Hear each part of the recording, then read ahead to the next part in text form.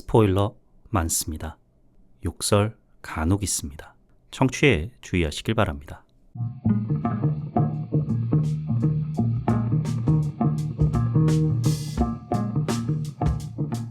콘텐츠 대홍수시대. 요즘 뭐 보시나요? 전 이거 봅니다. 요즘 뭐 봄, 난 이거 봄 55번째 에피소드 시작합니다.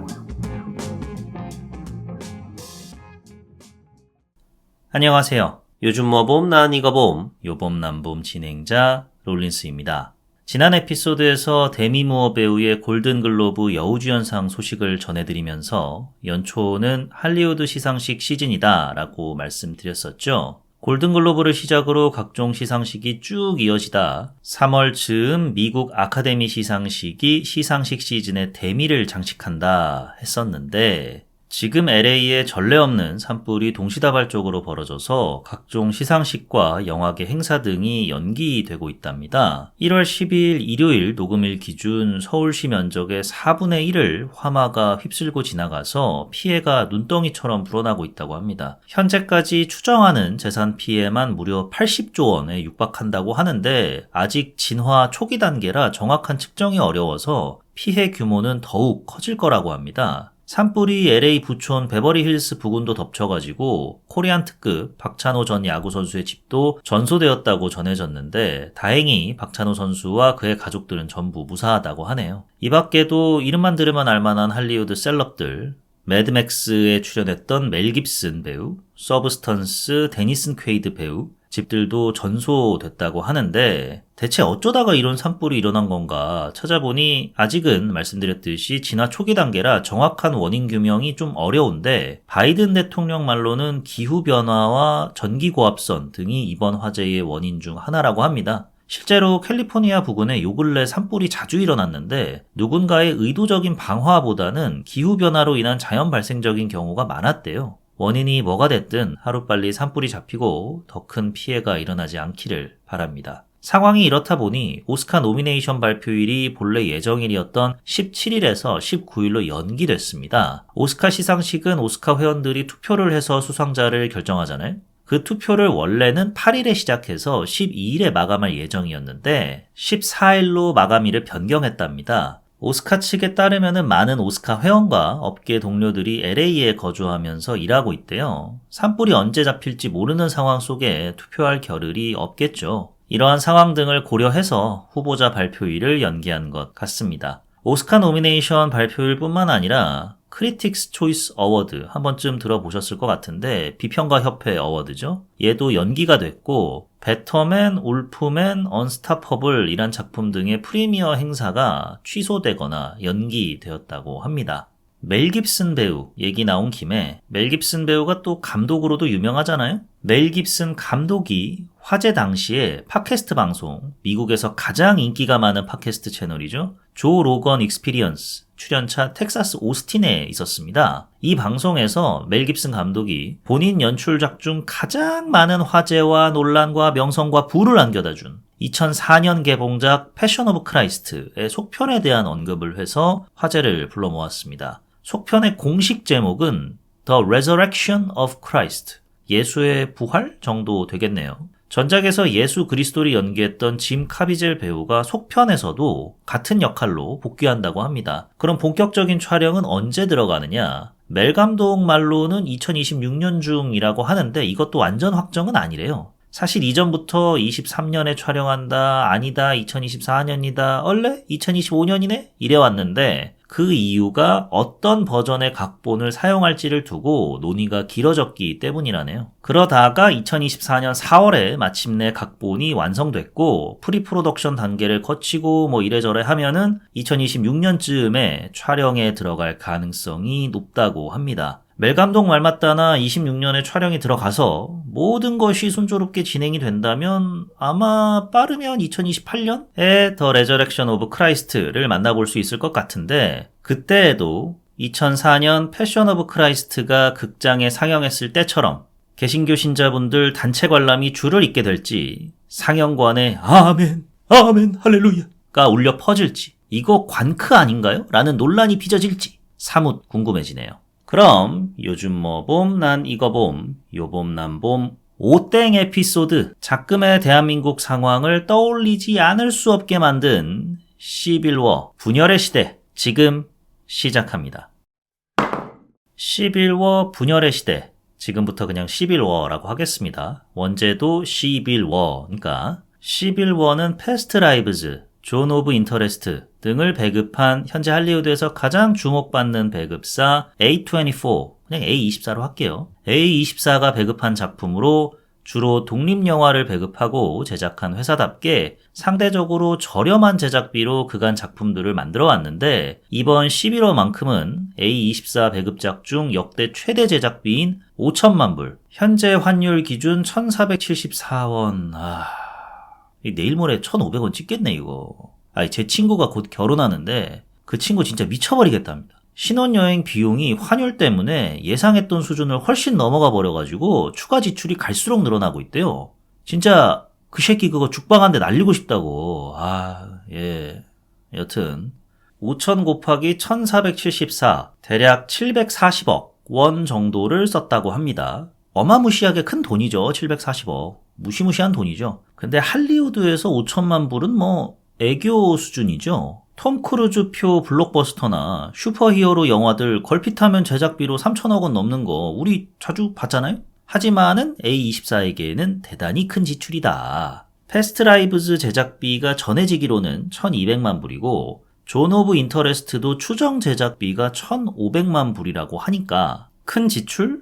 맞죠? 이런 큰 지출을 한 끝에 거둔 수익이 북미에서만 6,800만 불, 전 세계 수익이 대략 1억 2천만 불, 제작비 정도는 충분히 회수했을 것 같네요. 시빌워는 미국에서는 작년 4월에 개봉했습니다. 우리가 일본도 아니고 규모가 작은 해외 영화라도 요즘 같은 시대에는 거의 비슷한 시기에 개봉하기 마련인데, 무려 미국 개봉 8개월 후에나 한국 극장가를 찾게 됐는데요. 원래는 11월쯤에, 이것도 7개월이나 밀린 거지만 개봉하려 했는데 이래저래 개봉일이 밀리고 또 밀렸어요. 그러다가 마침내 12월에 개봉하기로 결정이 된 건데, 이게 참 무슨 운명의 장난인지 국내 개봉 타이밍 한번 공교롭게 됐네요. 이처럼 영화 개봉 타이밍이 국내 상황과 묘하게 맞아떨어진 경우가 예전에도 한번 있었는데 여러분 기억하실지 모르겠습니다. 혹시 벤티지 포인트라는 영화 아십니까? 서브스턴스에 나왔던 데니스 퀘이드 그리고 포레스트 위테커, 시고니 위버가 출연한 스릴러 영화인데, 수많은 관중 앞에서 미국 대통령이 저격당하고 이를 목격한 관중들 중에 저격 전후로 특이 행동을 보인 몇몇 사람들의 행적을 추적하는 내용이에요.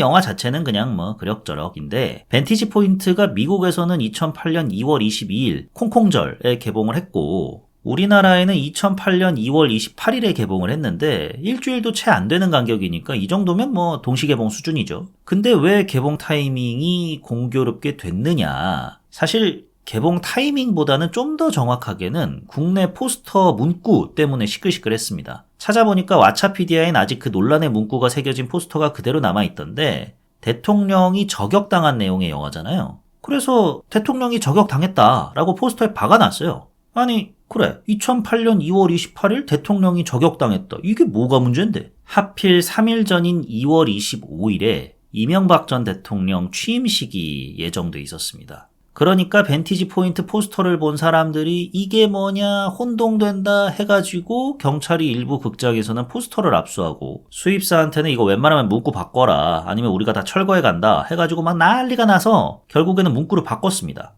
천극이죠. 영화 포스터 문구를 보고 혼동한다는 게 참 이거 6, 70년대에나 있을 법한, 저 사람 죽었는데 왜 또 나오냐? 수준에서나 나올 법한 발상이죠. 시빌워에는 이런 일이 전혀 벌어지진 않았지만, 근데 참 영화 시작부터 정말 이것은 마치? 라는 심정이 엄청 들더라고요. 자세한 이야기는 조금 이따 하기로 하고, 시빌워의 연출자는 알렉스 가랜드 감독입니다. 엑스마키나, 서던 리치, 소멸의 땅 등을 연출했고, 28일 후, 28주 후, 그리고 올해 개봉하는 28년 후 등의 각본을 집필했고, 이번 11호 각본도 알렉스 가랜드 감독 본인이 직접 썼습니다. 엑스마키나, 이거 훌륭한 영화죠. 잠깐 스포일러 들어갑니다. 엑스마키나 안 보신 분들은 한 2분 정도만 뒤로 넘어가 주시면 감사하겠습니다. 엑스마키나 관련 한 줄 평이 아직도 잊혀지지가 않아요. 공돌이는 아르미한테도 당하고 로봇한테도 당하네. 씨불. 그거 보고 빵 터졌다가 이내 야 이거 자칫하면은 내 일이 될 수도 있겠는데? 라는 생각이 들어가지고 등골이 서늘했던 기억이 왜냐면은 엑스마키나 영화 내용이 주인공이 자기가 일하는 IT 회사의 괴짜 CEO가 진행하는 AI 로봇 프로젝트의 다른 직원들과 경쟁을 벌여서 최후의 1인으로 선택이 되고 참여하게 되는 이야기잖아요. 근데 알고 보니 CEO가 직원들 뒷조사해가지고 가장 순진한 놈인 우리 주인공을 프로젝트에 참여시킨 거였고 주인공에게 반응 분석하라고 시켰던 AI 로봇도 주인공 취향에 맞는 외형으로 일부러 만들어놨던 거잖아요. 외모라든지 이런 거를.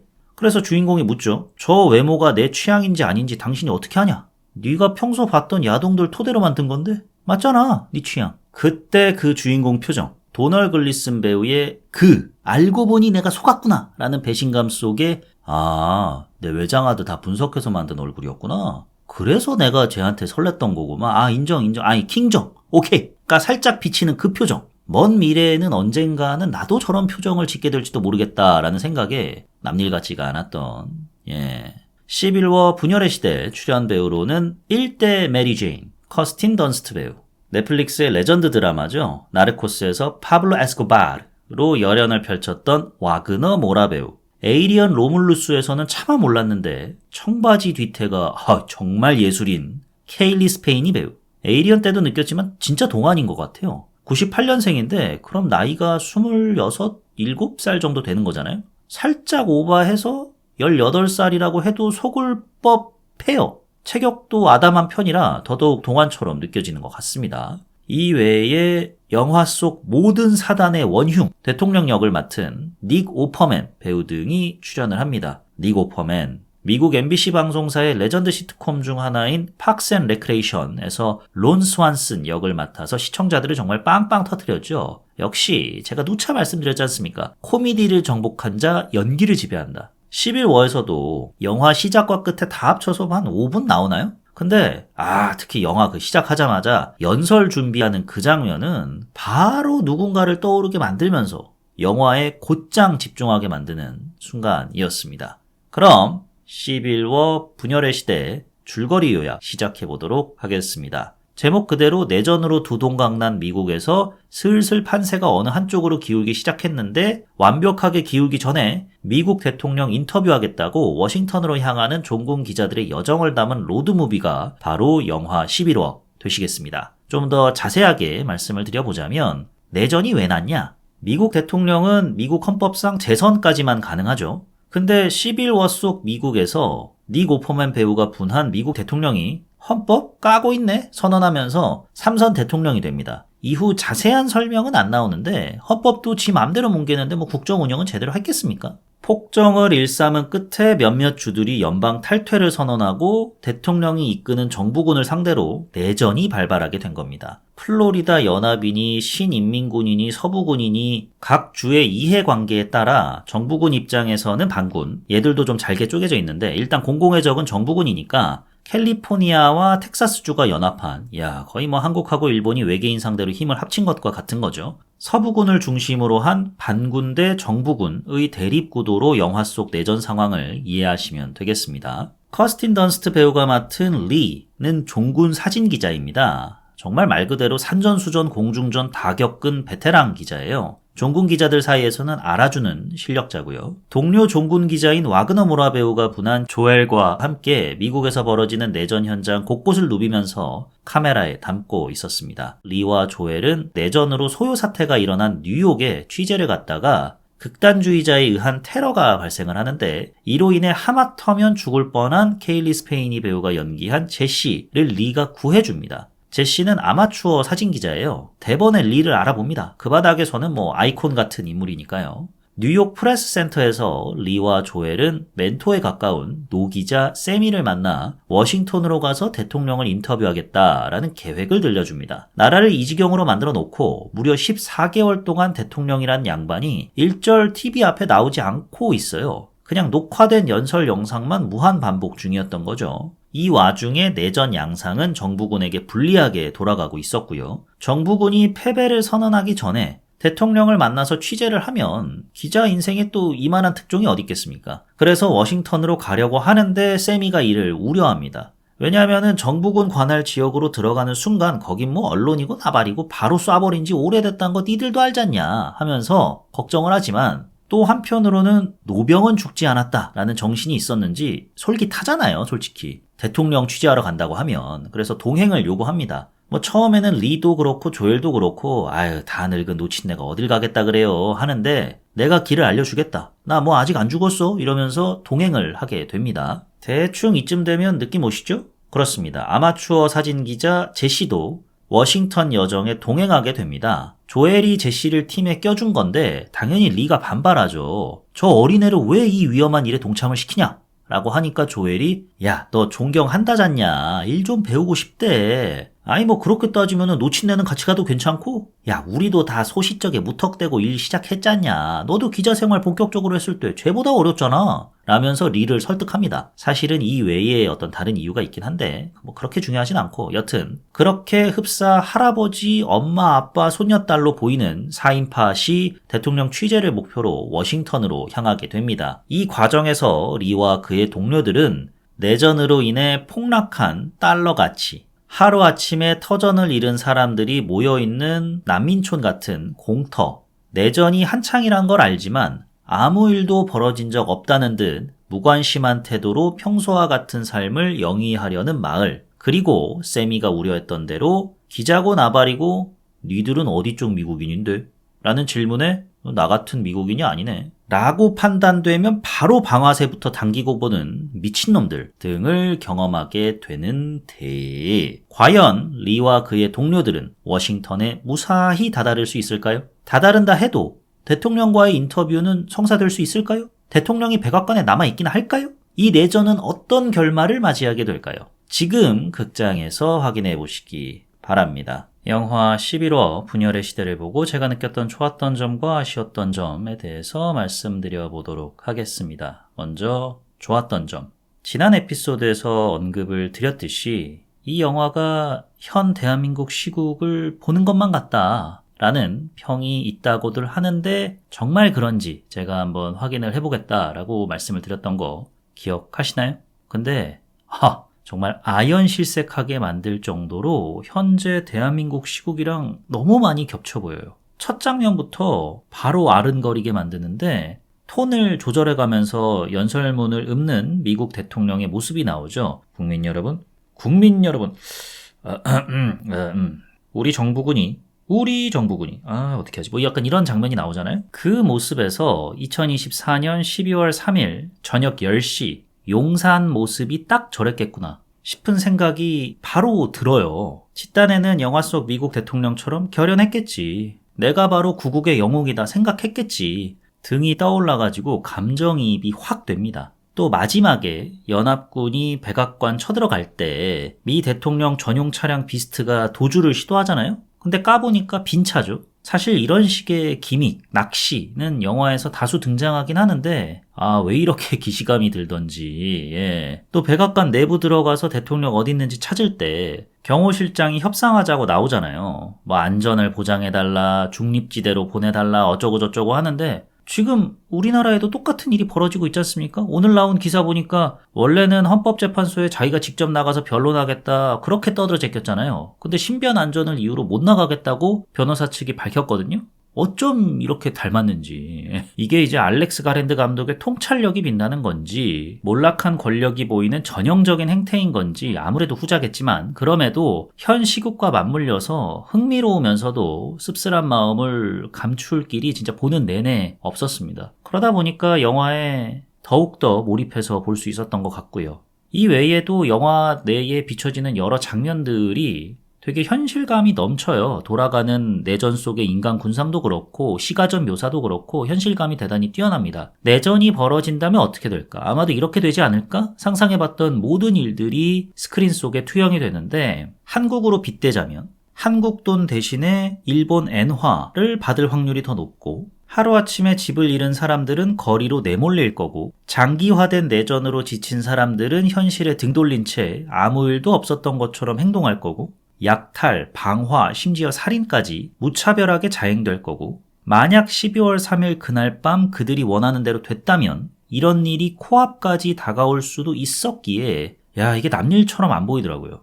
그렇지. 저럴 수 있어. 내전이 벌어지면 저럴 수 있어가 아니라 야, 이거 진짜 우리 지읒될 뻔했다를 속으로 몇 번이나 되뇌었는지 모르겠습니다. 시가전 묘사도 전쟁 영화 치고 비교적 적은 제작비인 5천만 불로 만들긴 했지만 나쁘지 않아요. 내전이라는 게, 그리고 전쟁이라는 게 그간 상업적인 영화 속에서 우리가 숱하게 봤던 것처럼 폭탄이 막 비처럼 쏟아지고 수류탄이 눈처럼 퍼붓는 그런 모습을 띌 것 같지만 러시아 우크라이나 전쟁 한번 봐보시면 물론 영화 속 장면이 실제로도 펼쳐지긴 하지만 그런 경우보다는 국지전, 백병전 등이 참상의 대다수를 차지하고 있잖아요. 그래서인지 11호 속의 시가전이 정말 미국이란 나라에서 내전이 벌어진다면, 꼭 미국이 아니더라도 내전이 발발한다면 저럴 것 같은 인상을 줘요. 언제 어디서 총탄이 날아올지도 모르고 나에게 익숙한 건물에서 공포감을 느끼게 되는 그런 인상을 안겨주는데, 특히 제시가 처음으로 전투 현장을 촬영할 때 연합군이 정부군 주둔 건물로 진입하잖아요. 갑자기 총알이 날아오고 폭탄이 떨어져도 전혀 이상할 게 없는 환경이 조성되었기 때문에 저는 보는데 괜히 쫄리더라고요. 제작비가 낮기 때문에 스케일은 그 규모가 작은 편이긴 하죠. 대신 사운드에 공을 참 많이 들였습니다. 극장에서 봐야 할 가장 큰 이유인데요. 총성이 울릴 때마다 마치 나도 종군 기자가 된 것 마냥 움찔움찔하게 되더라고요. 사운드 효과가 시가전의 현실성을 많이 높여주는데, 또 그렇다고 시가전의 현실성을 높여주는 데에만 사운드 효과가 몰두해 있진 않습니다. 공을 그쪽에만 들이지 않았어요. 이 영화의 가장 큰 메시지, 서사적 뼈대를 구성하는 저널리즘 측면에도 사운드가 참 공을 들인 흔적이 역력한데요. 왜냐하면 총성보다 카메라 셔터 소리가 때로는 더 진한 잔상을 남기고 잔인하게 들리기도 합니다. 총탄이 터지고 건물이 무너지고 사람이 절규하는데도 찰칵찰칵 소리가 중간중간에 녹아 있어요. 실제 현장이라면은 과연 그 찰칵 소리가 들리겠습니까? 다 묻히겠죠. 근데 의도적으로 찰칵 소리를 관객들이 인식할 수 있게 디자인을 해놨어요. 연합군이 정부군에게 샷을 날릴 때 사진 기자들은 샷을 남기는 비슷한 행동이 반복되어서 나타나는데, 이를 통해서 내전을 좀 제3자 관점에서 보게 만들죠. 방금 전까지는 컬러풀하게 치열하게 막 피 튀기는 전쟁을 보여주다가 갑자기 제시가 스틸컷을 한 장 딱 남기면은 그게 이제 흑백으로 표시가 되잖아요. 그러다 보니까 만약에 내가 신문으로 이 광경을 봤다면 이런 사진, 이런 느낌이었겠지라는 인상을 안겨줍니다. 어차피 가상의 얘기지만, 그리고 미국을 배경으로 벌어지는 내용이라서 어련히 알아서 한국 관객들은 제3자 관점으로 볼 수밖에 없긴 하죠. 여기에 이 같은 사운드 구성, 스틸컷 연출 등이 더욱 객관성을 띠게 만들어줍니다. 아마 작년 12월 전에 개봉을 했더라면 기록을 남긴다는 것, 현상을 전달하고 질문은 대중이 한다라는 말의 함의 등을 생각해 봄직합니다 하고 그냥 넘어갔을 텐데, 미국 관객들 마냥 여러분 제3자 관점으로 보세요, 야 그게 되냐 말처럼 이런 심정이 들더라고요. 아마 감독이 노린 지점이 이 부분일 수도 있겠죠. 앞서 이 영화의 가장 큰 뼈대를 저널리즘 서사가 차지하고 있다고 말씀을 드렸는데, 영화 초중반까지만 해도 이런 저널리즘에 관한 기자의 어떤 윤리에 대해서 갈등을 벌이고 고뇌하는 장면들이 연이어서 벌어지는데, 이게 나름의 또 울림을 안겨다 줍니다. 현장에 의문을 품는 순간 감정의 동요가 일어나고 네가 전달해야 하는 그 순간을 놓칠 수 있다 라고 리가 제시에게 가르쳐 주잖아요. 이를 새겨들은 제시가 리가 그랬듯이 점점 감정의 동요에서 벗어나 냉정한 태도로 현장 취재에 임하게 되죠. 하지만 반대로 보면 그만큼 인간성을 잃어간다는 뜻이고요. 피가 튀고 살점이 날아다니는 사진을 찍어도 이거는 초점이 안 맞네, 구도가 직관적이지 않아 라면서 평가하기에 이르게 되죠. 저널리스트로서 맞이해야 하는 딜레마죠. 직업적인 윤리와도 맞닿는 부분이라서 이해해 줄 수 있기도 하지만 점차 인간성을 잃어가는 모습으로도 비춰지니까 이게 참 복합적인 감정을 느끼게 되더라고요. 사실 상황이 내전, 전쟁이라는 끔찍한, 정말 있을 수도 없고 있어서도 안 되는 일이라서 조금 거리감이 느껴질 뿐이지, 그냥 요즘 돌아가는 꼴과 별반 다르지 않아요. 어떤 누군가의 비극을 통해서 이런 표현 좀 그렇지만 장사를 해먹으려는 사람들이 있잖아요. 조회수를 위해서 더 자극적인 썸네일, 자극적인 제목 등을 쓰려고 노력들을 하죠. 저도 솔직히 그 부분에 있어서는 부끄러운 측면이 있죠. 어떤 영화에 굳이 나쁜 점만 부각을 해가지고 조롱조로 썸네일을 만들려고 했을 때도 있었고, 그런 욕심이 들었던 때도 있다 보니까 참 제3자 관점에서 멋들어지게 얘기할 수가 없는 것 같은데, 이러다 보니까 내전이라는 특수성만 제외하면 지금 당장 대한민국 언론 생태계에서도 벌어지는 일이니까 오만 가지 감정이 들었습니다. 이렇게 인간성을 잃어가는 저널리스트들마저도 벌벌 떨게 만드는 이가 있으니 바로 제시 플레멘스. 커스틴 던스트 배우의 실제 남편이죠. 드라마 파고 찍고 눈 맞아가지고 커플로 지내다가 자녀 출산하고 그러다가 결혼을 한 걸로 알고 있는데, 제시 플레멘스. 이 아저씨 그렇게 안 봤는데 미녀를 꼬시는 또 재주가 있어요. 여튼 한 5분 나오죠? 근데 극을 지배합니다. 이 영화를 관통하는 대사 중 하나인 어느 쪽 미국인인데, 이것도 이 양반이 내뱉는 대사잖아요. 그 순간에 저도 한번 생각을 해봤어요. 넌 어느 쪽 한국인이야? 라고 어느 총든 미친놈이 물으면, 제가 서울 출생이거든요. 그러면 사실대로 서울이라고 답하면 안 쏠라나? 서울은 예전역에 저쪽으로 넘어갔어 이 새끼야 하면서 빵 쏠 수도 있잖아요. 이유는 없어요. 그냥 지 꼴리는 대로 한국인을 정의해 놨으니까. 이거 참 섬찟하더라고요. 역시 진짜 공포는 예측이 불가능할 때 일어나는 법이다라는 거를 다시금 깨닫게 됐고요. 마지막으로 인상적이었던, 좋았던 점은 이 작품에서도 감독이자 작가로서의 알렉스 가랜드의 인장이 되게 선명하게 남아있다는 점이었습니다. 알렉스 가랜드 감독은 지금까지 총 4편의 영화를 연출했는데, 엑스마키나, 서던 리치 소멸의 땅, 맨, 그리고 시빌워, 이 4편 모두 여성 캐릭터가 극을 이끌어 나가요. 시빌워, 리와 제시처럼 멘토와 멘티 관계도 다른 작품에서 등장하거든요. 엑스마키나 보면 또 스포 나갑니다. 알고 보니 모든 게 다 에이바의 설계였잖아요. 순진한 공대생 꼬셔가지고 괴짜 CEO 제끼고 실험실을 탈출하는 게 에이바의 목표였죠. 이를 성공시키기 위해서는 괴짜 CEO 오스카 아이작 배우가 갖고 있는 마스터키 같은 게 필요했고요. 평소 오스카 아이작의 비서 겸 가사 도우미 겸 야스 로봇 쿄코에게 에이바가 접근을 해서 지금 우리 로봇에게 AI에게 저 인간 놈의 새끼들이 무슨 짓을 저질러 왔는지 저지를 건지 등을 말하고 쿄코를 계몽시키죠. 멘토 멘티로 충분히 볼 수 있는 대목입니다. 서던 리치는 여성 과학자들이 팀을 꾸려서 미지의 영역을 탐구하는 내용인지라 각자 분야의 멘토와 멘티로서 서로가 서로에게 도움이 될 때도 있고 때로는 반감을 살 때도 있는 등 여러 관계상을 보여주죠. 또 다른 공통점은 여성 캐릭터들이 흔히들 말하는 상투적 표현이지만 여성성을 딱히 부각하지 않습니다. 부부의 연을 제외하고는 누군가에게 성적인 매력을 느낀다거나 혹은 반대로 내가 저 사람을 유혹하기 위해서 섹스 어필을 한다거나 이런 경우가 거의 없어요. 흔하게 다뤄지는 소재인 모성애도 없습니다. 반대 경우는 자주 나와요. 근데 여성 캐릭터를 유혹하고 성적 대상으로만 바라보는 남성 캐릭터는 알렉스 가랜드 세계에 많습니다. 엑스마키나 에이바도 공돌이를 유혹은 하죠. 하지만 이게 다 그녀의 빅픽처였잖아요. 또 작품 소개에서 언급을 했듯이 그녀의 외모는 공돌이 외장하듯 털어가지고 조합한 결과물이고요. 이 결과물 만든 CEO는 쿄코를 통해서 본인의 욕정을 풀지 않습니까? 시빌워에서도 제시가 취재팀에 합류하게 된 이유가 알고 보니 조엘이 제시한테 수작 부렸다가 책 잡혀서 그런 거잖아요. 처음에 리 팀이 주유소 갔을 때 민병대들이 자동 세차장에 약탈범들을 매달아 놨잖아요. 제시가 그걸 보러 가잖아요. 그 뒤를 젊은 남자 민병대원이 따라가고요. 그러면서 이러쿵저러쿵 설명을 해주는 듯한 뉘앙스를 보이는데 그 시체 앞에 섰을 때 제시는 충격에 받았을 때 민병대원이 뒤에서 제시를 위아래로 훑어봅니다. 야, 이런 사람이 다 있어? 시계 눈빛이 아니에요.